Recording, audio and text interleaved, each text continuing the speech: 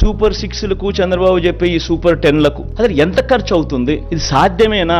ఈ 2019లో మనం ఇంప్లిమెంట్ చేసిన ఈ స్కీమ్స్, ఈ ఇంప్లిమెంట్ చేసిన మన ఈ రిఫార్మ్స్, ఇంప్లిమెంట్ చేసిన ఈ మేనిఫెస్టో, ఈ డీబీటీ నాన్ డీబీటీ రెండు కలిపితే కూడా సంవత్సరానికి దాదాపుగా 70,000 కోట్ల రూపాయలు మనం ఖర్చు అయింది.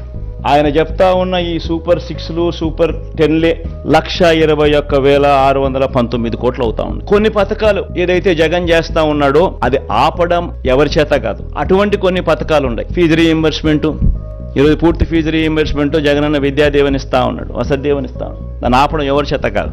ఆరోగ్యశ్రీ ఇస్తా ఉన్నాడు జగన్, దాన్ని ఆపడం ఎవరి చేత కాదు. సంపూర్ణ పోషణం ఇస్తా ఉన్నాడు.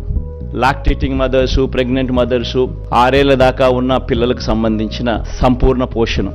ఫ్రీ రైస్ ఇస్తా ఉన్నాడు జగన్, మనం క్వాలిటీ పెంచి ఇస్తా ఉన్న బియ్యం. దానికి ఖర్చు 18,50,000 మంది రైతన్నలకు ఫ్రీ ఎలక్ట్రిసిటీ ఇస్తా ఉన్నాం. రైతన్నలకు, చిన్నపిల్లలకు పెట్టే గోరుముద్ద జగన్ చేస్తా ఉన్నాడు, చేయక తప్పదు దేవుడికి. ఇటువంటి ఈ పథకాలకు మరో 29,100 కోట్లు ఏ ప్రభుత్వమైనా చేయక తప్పని ఖర్చు. రెండు కలిపితే 1,50,718 కోట్లు. జగన్ ఎంతో కష్టపడితే ఎప్పుడు జరగని విధంగా పాలన చూపిస్తే 70,000 కోట్ల రూపాయలు చాలా కష్టపడితే చేయగలుగుతా ఉన్నాడు.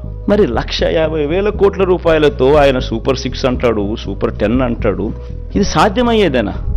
సాధ్యం కాదని తెలిసి ఒక రాజకీయ నాయకుడు ఈ మాదిరిగా రిపీటెడ్గా, I repeat that word, habitual offender, 2014లో ముఖ్యమైన అంశాలంటూ ఇదే కూటమిలో ఉన్న ఇదే ముగ్గురి ఫోటోలు పెట్టి తన సంతకం పెట్టి మోసం చేసిన ఈ వ్యక్తి మళ్ళీ 2024లో మళ్ళీ ఇదే మాదిరిగా సాధ్యంగాని హామీలతో అబద్ధాలకు రెక్కలు కడుతూ ఈ మాదిరిగా సాధ్యంగాని హామీలతో 1,50,000 కోట్లకు సంబంధించి ఈ మాదిరిగా ఆయన చేయడం, మోసం చేసేదానికి అడుగులు వేయడం దొంగతనం కన్నా, దొంగల కన్నా అన్యాయం కాదా అని అడుగుతా ఉన్నా. 420 కాదా, చీటింగ్ కాదా అని అడుగుతా ఉన్నా. ఒక రాజకీయ నాయకుడు అంటే ఎలా ఉండాలి? ఒక మాట చెప్తే ఆ మాట మీద తాను నిలబడతాడు అన్న నమ్మకం ఉండాలి.